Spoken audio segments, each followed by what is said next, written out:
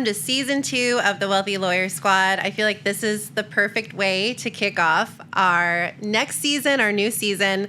Today's going to be a really cool episode. We're doing a CEO Club reunion with our fearless leader, Lawyer Britt, alongside with myself, of course, and Kristen, Landon, and Mercedes Garcia-French. I'll give you all the background on everyone in just a moment. But all of us went through this incredible program last year with Brittany sitting here with me. We all started our firms fairly recently, and not only did we get to experience the incredible coaching and the mindset work and all of the practical things, we also formed this community of us ladies. We're missing a few. Today we miss them, and we'll have them on future episodes. But we recently, some of us went out to lunch about a month or two ago, and we had just the best conversations. Like, seriously, the coolest, most inspiring conversations. And I was like, we need to start off this season with us because the energy is insane. Everyone's stories are so cool. And I want to hear everyone's feedback on some questions that I've received recently from some law students. So without further ado, I'm going to introduce Kristen Landon first, since she's my business partner, and we spend 24/7 together. Kristen Landon is not only one of my closest friends for almost 20 years, which is insane. She's also my law partner and the co-founder of our law firm, Flourish Law Group. Prior to entering into private practice with moi, Kristen spent 10 years in trust and estates and wealth management with one of the largest bank and wealth management companies in the industry as a corporate fiduciary. She is a graduate of Stetson University College of Law. She lives in St. Petersburg with her partner and her fur baby and their brand new house, and she enjoys travel and working out, yoga, reading, and hanging out with me all day while we work.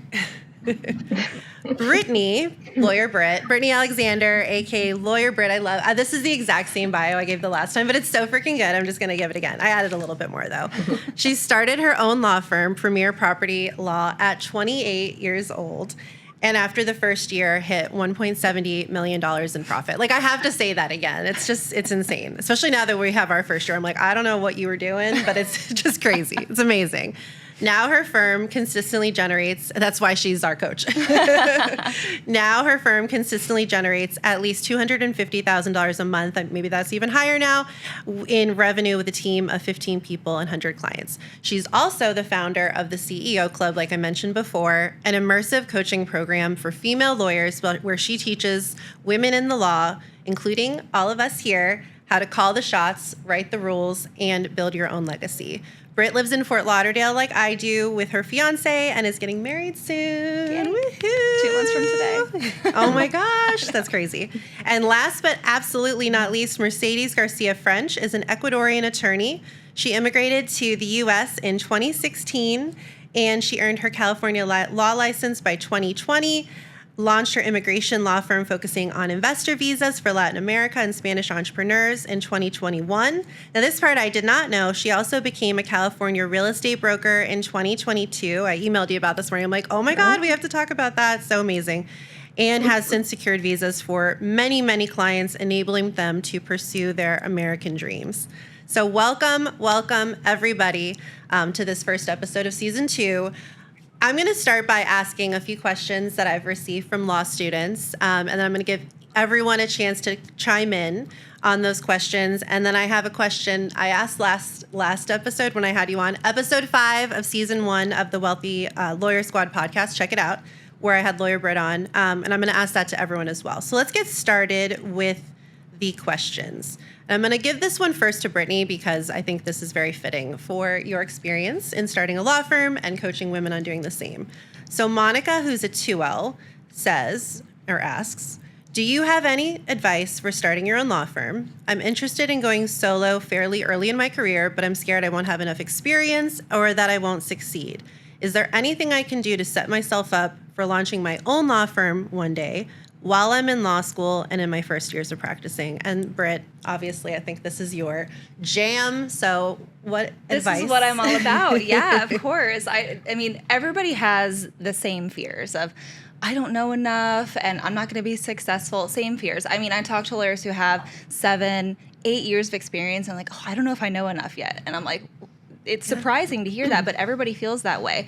And I've talked to people who've started law firms right out of law school. Like they graduate and then the next day they're like, I open up shop.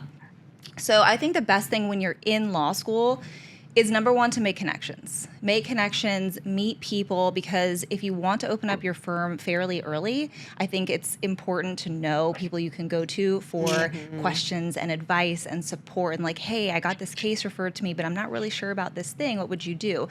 In a big law firm setting, you have that automatic mentorship, people you can kind of go to, but you don't always have that when you're a solo. So making those connections now with colleagues in law school, people that you know, but also with lawyers and your professors will be absolutely invaluable, because you can go to them for advice and for help, and also to start documenting your journey. You're not necessarily marketing yet. You're not marketing yourself as a lawyer yet, but I would start putting out there that you are in law school and what you're learning and what you're doing and what your intentions are, and kind of build that presence amongst, either you could do it online on social media, or you could do it in your community with people that you know, people in your family, people in your neighborhood, people in the groups that you're part of. That's important too, because then once you graduate and you start your law firm, you have an automatic community to go to and say, hey, I'm on my own now. If you know anybody that needs help, I'm available. Those are two really powerful things to do. I love that. I really think that more so now than ever, starting your brand as early as possible and using, whether it's word of mouth or social media, like showing people what you're doing. People care. People want to know what everyone's doing with their day and with their experience. It makes them feel connected to you. And then when they have a problem or they want advice, they can come to you for it. Yeah. Yeah. And building the network, I mean, and having people, so you don't have to build that network, at the point that you've already started your firm. You already have people that you can go to and ask questions. I love that. Kristen, so the same question, and obviously, we literally just came up upon 1 year of celebrating, creating our firm. Snaps for that. Hold on, can we celebrate? That's amazing. I'm so excited for you both. Yes. We finally got to have some champagne together last week when Kristen was here. Yeah. Yes. So what advice would you give Monica if she wants to start her own law firm early in her career?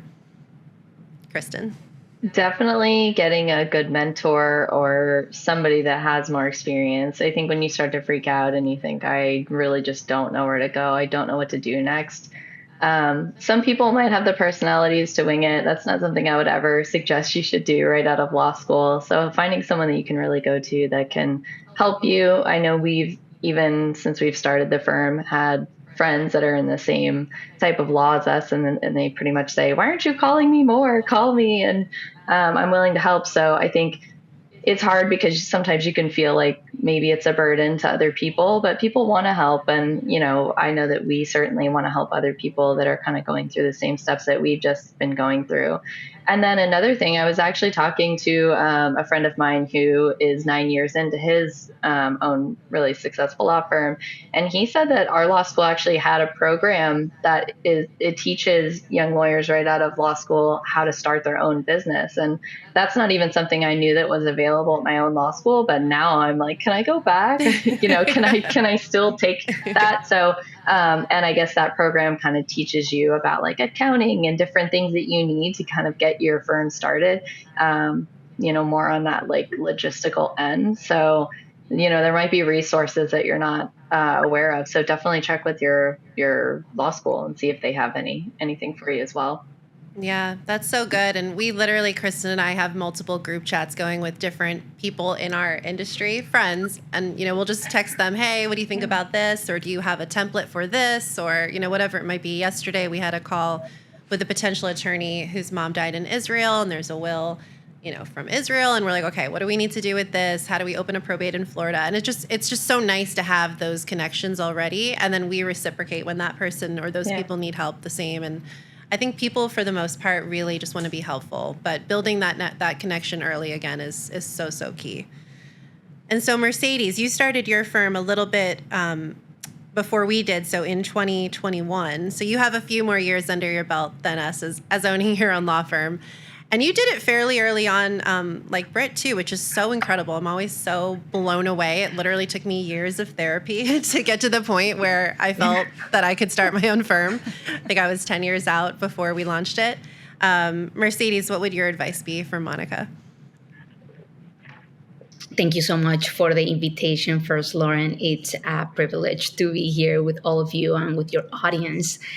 The advice that I will give to law students who are planning to start their own law firm, I would say that first, brainstorm all the reasons why you want to start your own law firm, right? And when you start writing those reasons why you want to start your own law firm, probably my reasons were that were concepts, new concepts that I learned when I came to the US, that it was financial freedom,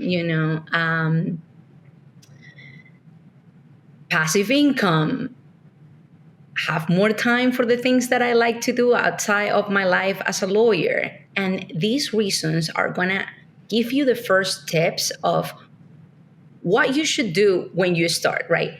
If you want more time for yourself, maybe right away, one of the things that always Brittany also tell us is hire someone as soon as you start, at least to do those activities that you know that you can delegate, administrative tasks, and then you are going to start tasting a little bit of what that freedom feels. 1 hour first, 2 hours first, additional time that you're going to have for yourself.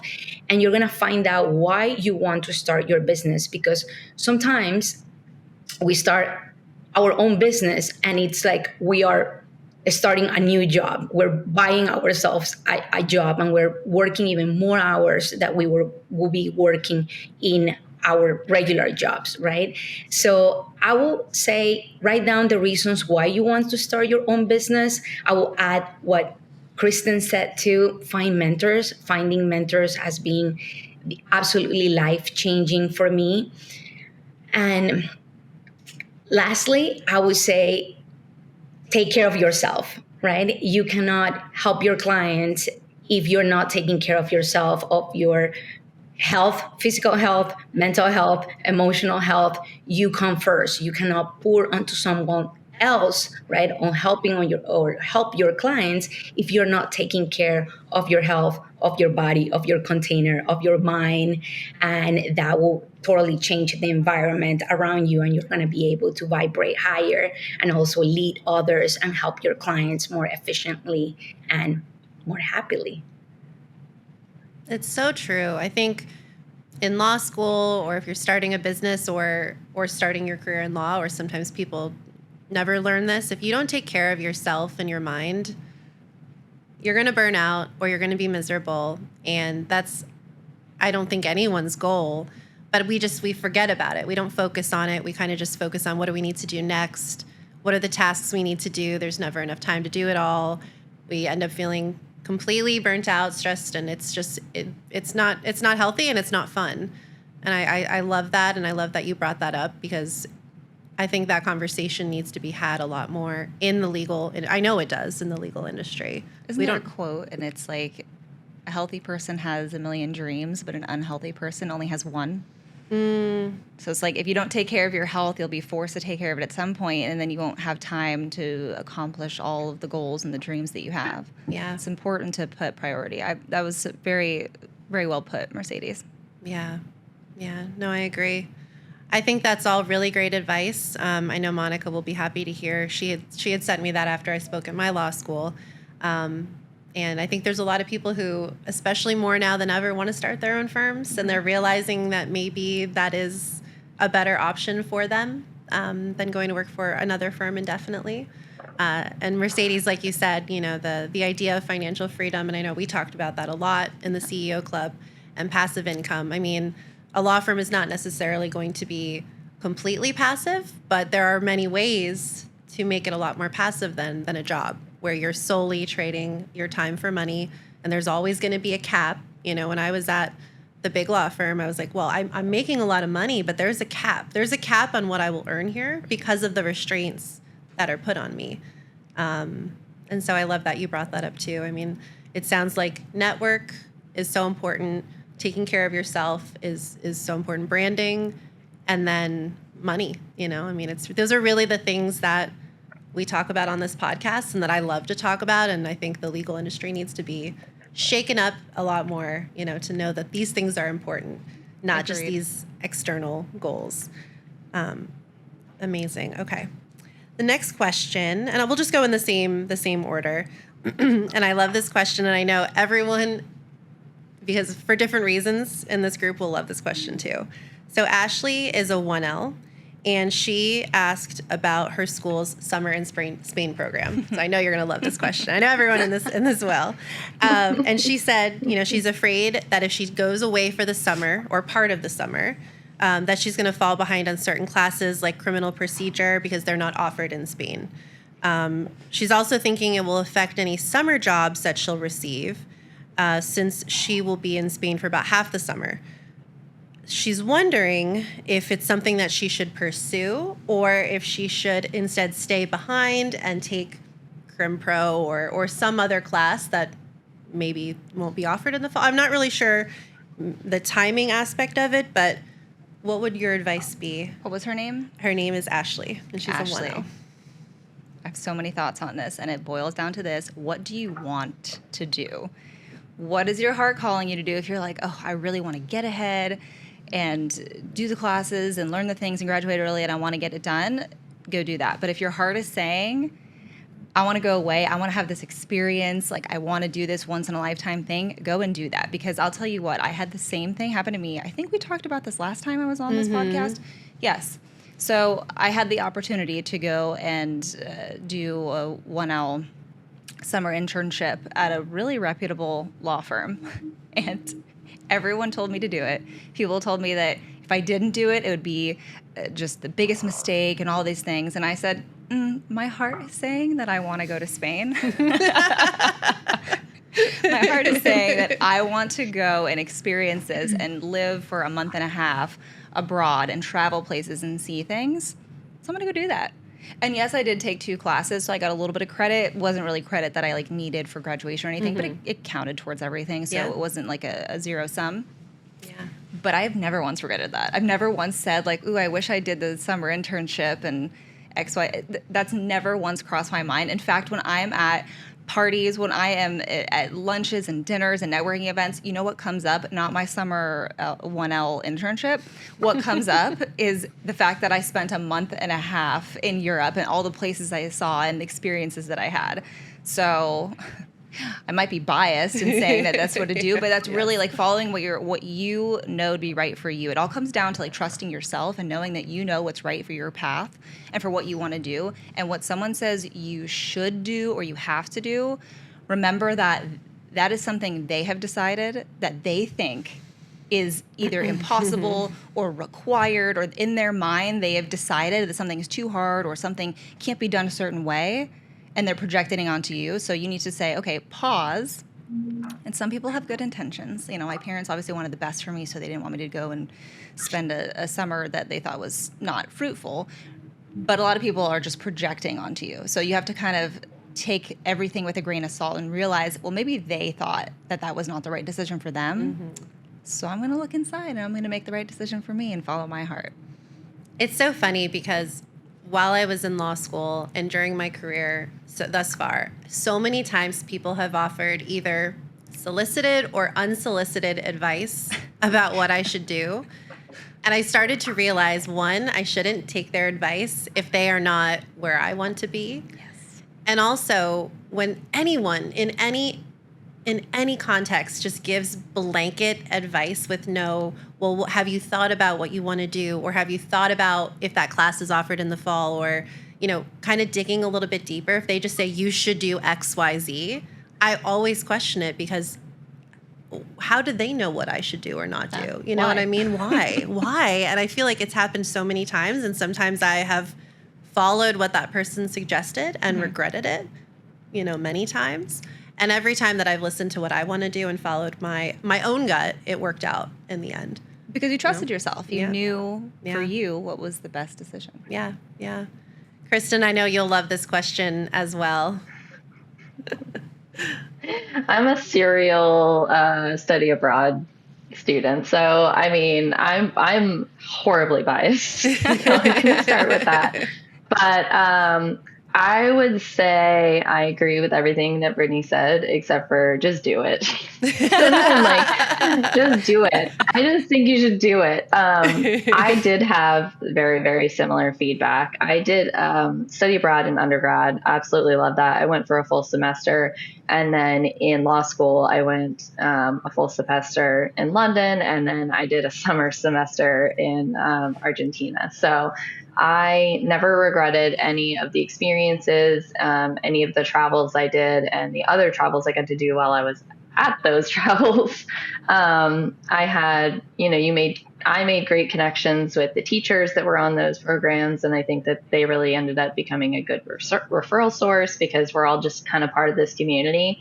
You're going to get really close with some students that you go on that trip with. It's a very bonding experience. I'm still very close friends with a lot of the people that I did my London program with. And we just did a 10-year reunion and we kind of went back to where we started and we took pictures in front of our old dorms and it was great. But same thing that Brittany said, it comes up in interviews, it comes up in networking events, whatever it is. And it's something people love to talk about. People love to talk about travel, and it shows that you're diverse in a different type of way, and you have curiosities. And I would never take it back, and I would do it 100 times more if I could. So if that's something you're considering, you're thinking, oh, this could be cool, but maybe I should take this, I don't know, whatever that class is. We had certain classes that people said like, oh, you should take like evidence 3 or whatever it is. And I'm like, I'm just going to go and frolic over in Europe. And we had great classes and, I didn't miss out on education, but certainly I think people think that you're not serious if you're doing something like that. And I actually think the opposite, that it's more helpful than an extra thing on your resume. And there's always going to be time to work. If you're a 1L, you have more summers, you have jobs that you can take during the semester. So I just think it's really kind of a one in a lifetime experience. And then also, when else can you go live somewhere else for a month or 2 months? That's one thing that I really thought about when I was considering doing it. When else am I going to be able to go do this and have kind of supplemental funding from the school or a cheaper place to stay? And a lot of times they organize a lot of travel or trips or monument type activities, and those were all great. So I would say go for it. Yeah. And I went for it by follow. I did the summer in Spain program in my law school, but I also followed Kristen around the world. Every time she went somewhere, I'm like, I'm just going to come with you too. And I think when you were in London, I was at Deloitte, and I told the partners I was working with, the directors, that I was going, and they're like, well, we've never even been to Europe, so why do you think in your first year as a lawyer you get to go? And I was like, that sounds like a you problem. Bye. You should probably book a flight now. Just go. Do you want to come? 50 years old. Yeah. Let's all just go right now. I just want to hop in really quick and let everyone know that I'm so excited to be launching my first cohort of the Lawyer Success Blueprint July 12th. This is going to be my new coaching program for new lawyers. This is typically people who are 1 to 10 years out of law school who are ready to find success and the tools and strategies to create their ultimate legal career and to really find success and ease in their law careers. It's starting July 12th, but don't forget to sign up early by June 30th to get the early bird special. Get $750 off this incredible coaching program and community with the code Wealthy Lawyer. I can't wait to see you in there. But I had a blast with Kristen, and I was so happy that she took all those opportunities. I did one, but I wish I would have kept going as well. So yeah, so good. Mercedes, I don't know if you ever did summer abroad, but before we all hopped on, Britt and I were joking that you're Carmen Sandiego, and we always want to know where you are. So I'm sure you'll have some really amazing feedback on this as well. Ashley, right? What you learn from the world is real life, right? What you learn outside of your comfort zone, of your surroundings that are probably your friends, your family, your school, your language, right? It's just a little part of the whole world, the universe, the whole life. When you go outside of your comfort zone, your life changes because your mind changes. You start meeting so many people from so many parts of the world. That's real life, right? You start learning how people from different parts of the world operate, think based on their culture, traditions, the way they are brought up, right? Everybody thinks different depending on how they grow up, the environment, right? And the teachings that they are receiving every day based on the government, the culture, the economy, right? And when you start receiving all this information based on these multiple interactions that you have every day with international students, your mind expands, your life expands. You realize that the way you approach someone and the way you communicate with somebody will be different if you say the same thing to someone that is from my first experience abroad was in Japan. I lived 2 years in Japan in different years.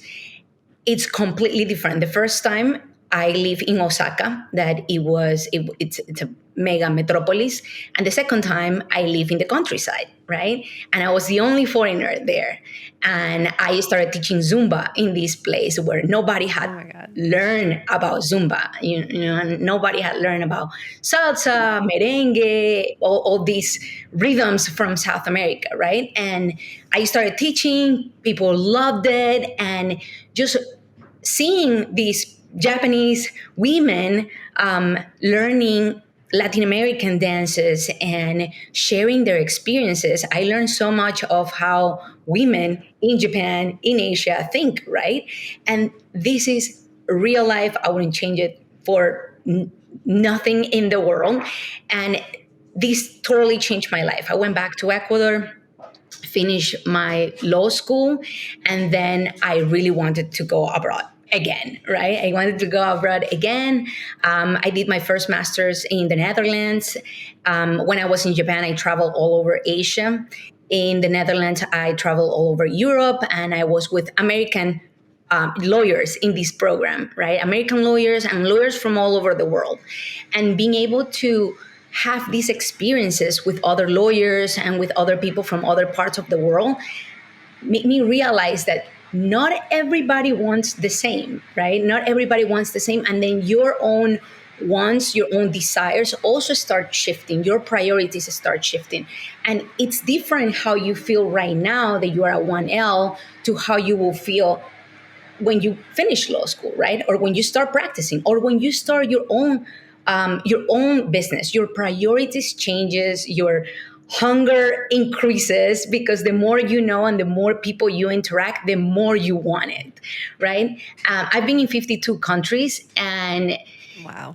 the blessing of being able to travel the world and to experience how everybody thinks is what makes me realize that helping others, right, and sharing your information and everything that you learn with others is what help us also grow, right? So you will realize after you go on your first trip that experience, that internship that you had in this law firm, probably it's a really well-known law firm, will be there waiting for you.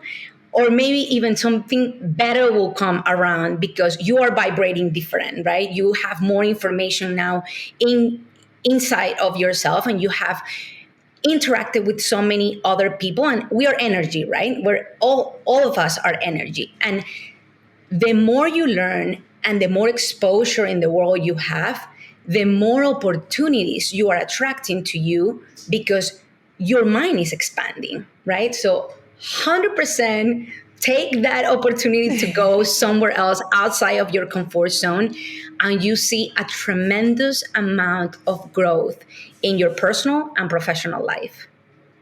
Oh my God. That was profound.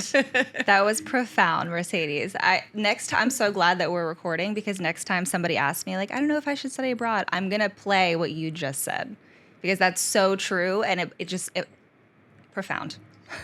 I literally have chills. Literally have chills. And it's very real to me, because before I did my summer in Spain program, I didn't think that I was someone who went to Europe. I didn't think that just wasn't part of my identity growing up. That wasn't something that necessarily was available to me or seemed like it was available to me. And when a friend in my law school asked me to go, I was like, I can't go. I can't afford it. My parents going to, not support it. All these immediate, beliefs, limiting beliefs came up. And I didn't know what limiting beliefs were at the time, but I just knew that I couldn't go.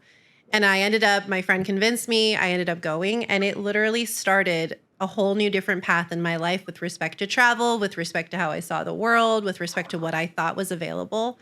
And so I love that answer for 1 million reasons, but I think just to let people know, you're a law student or a lawyer, like you got to think outside the box of this really tiny box that the legal community has created for you, because it's all BS and it's all, I think like you said, Brittany, like most people really do mean well. But it all comes from very much a scarcity mindset. And I think the way that our brains are trained in law school to look for the negative in scenarios and look for the issues. But if you can just kind of take a step back and remember, I'm a human first before I'm a lawyer or a law student. And what do I want to do and how do I want to see the world? It will help you to decide, what the right answer is. And for anyone listening who is either a law student or a lawyer who's thinking about going into big law, the guy, I remember very clearly, someone told me, he was a 2L or a 3L, I don't remember. He said, when I thought about going to the Summer in Spain program, he said to me, Lauren, this is the time to be serious now. You're in law school. You need to go do, take this class or whatever it was. You need to be serious. And I wound up in big law and he didn't, which is my point number one. Like, don't take advice from people that aren't where you want to go, like I said. But my second point is, when I was interviewing for big law positions or when I was talking to partners, the fact that I had done that program was very helpful in the interview process because they wanted to know about me. I mean, not every big law interview will go like that, but they do want to know, who are you? Are you able to talk to clients? And especially if you're in a very client-facing industry like trust and estates, are you able to talk to someone about your life experiences? Are you cultured? Are you able to have those conversations? And so in my opinion, doing that program helped me get that job in big law, as opposed to if I had just done that internship. I think it was helpful. So if you want to look at it purely from a goals kind of perspective, I think it can be really helpful too. Oh, see, this is why we had to do this podcast episode, because you guys you blow my mind every time I talk to each and every one of you. And I'm so grateful that you're all in my circle. Okay, the last question that I'm going to ask for everybody, and this is the same question I was asking every episode last season because it's so good. If you could tell your 1L self anything, what would it be, just in general? And because this show is a lot about money mindset and abundance, what would you tell your 1L self about money? Wait, can we go backwards? Can we start with Mercedes? Yeah, let's do it. Mercedes, what would you tell your 1L self? The question is, what would you tell your 1L self, your first year of law school, about any advice, anything you could go back, and if you could go back in time, and then specifically with respect to money, what would you tell your 1L self from Mercedes today? This is such a good question. First, I would tell myself, you don't know anything about money. You don't know anything about money. Look for a mentor. Look for a mentor right now. And money is not bad. Money is not the root of evil, right? It's a saying, it's a very common saying in Spanish and in the Latin American culture that money makes you a bad person, that people with money gets crazy, that don't listen to people that say those things, right? Don't listen to people that tell you, why do you want more if you're in a great place right now? And don't feel bad because you want more. Don't feel bad because you know in your gut that there is more. At that time, you know what you know, right? Right now, we can't want more if we don't know it's possible. I would tell myself there is so much possibilities out there that you don't know now. But it is possible. There are people making tons of money. Money is amazing. Money is going to make you more of who you are, who you truly are. And money does not have arms, does not have a brain, does not have legs. Money is a tool, is an amazing tool that allows you to do and allows you to do what you want and allows you to help other people.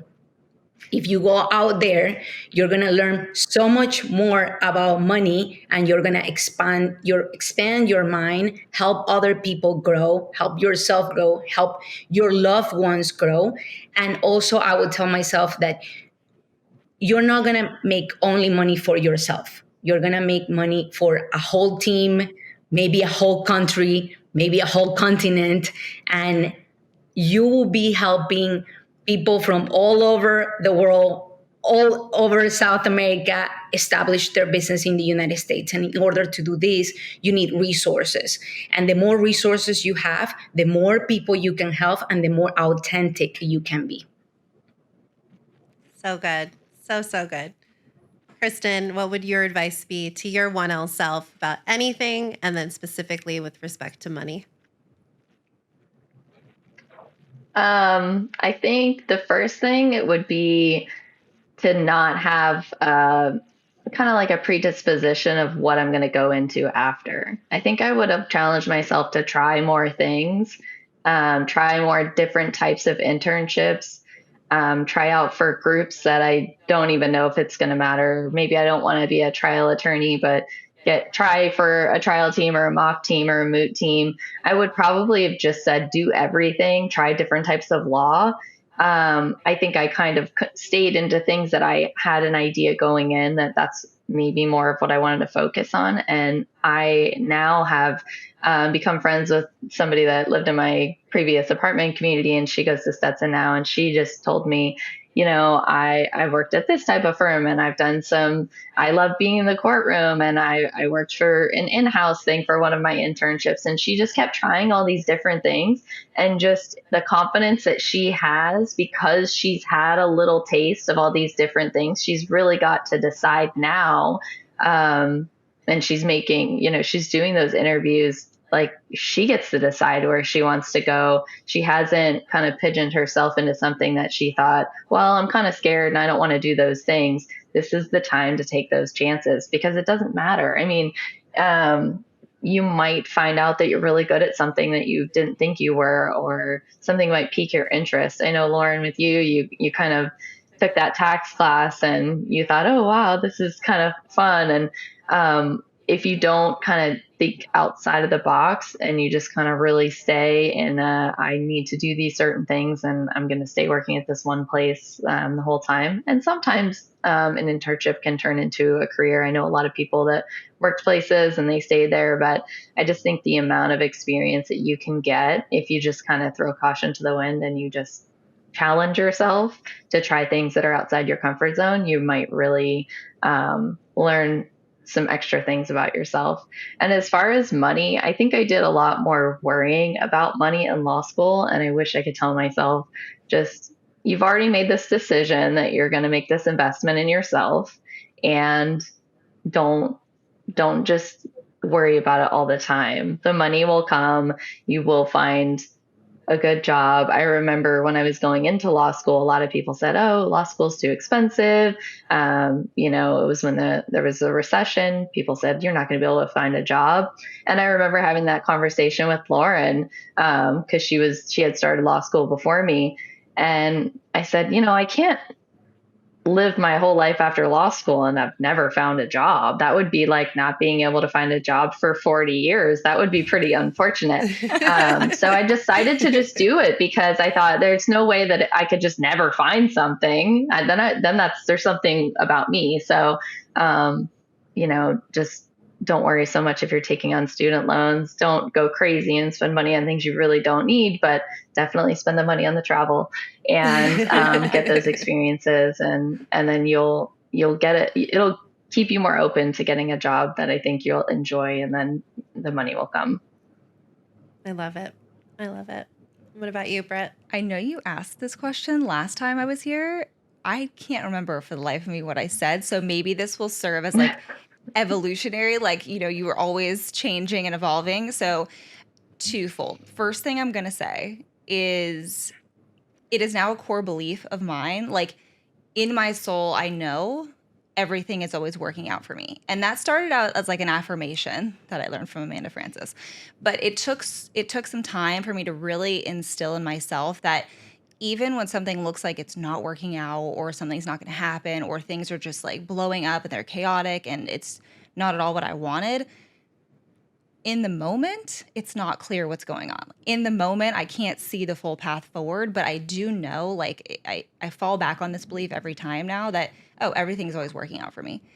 Something is shifting in whatever's happening in my life so that something that's better can become apparent for me. So I would tell my 1L self that, because I learned that in the last, like, let's say 4 or 5 years. I really like instilled that belief in myself. I wish I knew that before too, because again, like Kristen was saying, like, I wish I wasn't worrying so much about so many things that like don't even matter. Like, not necessarily grades, but like things that were happening at school. And I was like, oh my gosh, like this is the end of the world. It's never going to happen this way, whatever. But it all worked out perfectly. I mean, here I am sitting here, owner of a multi-million-dollar law firm. I'm going to end up with like 20 employees at the end of this year. That's nuts. That's insane. I did not think that when I was in law school, like at all. I did not think this was going to happen. Like, it was kind of like in the back of my mind desire, but like little things happening here and there, and, getting a job for like a pittance of a salary. All these things were working out for me. They were all building up in my favor. And so I think instilling in my 1L self that everything is working out for you, like keep going on this path, keep doing what feels right for you, because everything's always working out for you. So that's what I would tell my 1L self. Now, in terms of money, and again, I don't remember what I said last time I was here, but I am focused right now very heavily on building my net worth. Like, that's like the most fun game I'm having lately, is building my net worth. And I think the mindset I had in law school was very much about salary and how much I can afford for a car payment and how am I going to afford this travel, which is fine. Like, we all start somewhere, and that's the reality that I had, and it's a reality for most people. But once I started making money, I didn't allow myself to then spend all that money. Once I had my first multiple 6-figure year, first 7-figure year, I wasn't like, cool, I've got all this money to blow, let's go buy a huge house and 10 cars. I didn't do that. Now, I do like designer handbags, so I buy things that make me excited and happy, but I intentionally kept my expenses fairly low to what I was making so that I could stack that money and have that net worth. I actually have an app on my phone where I can see, like, how much am I worth, like, today? How much am I worth this month? And it's fun for me because it feels secure. Like, I feel like I have resources, I have options.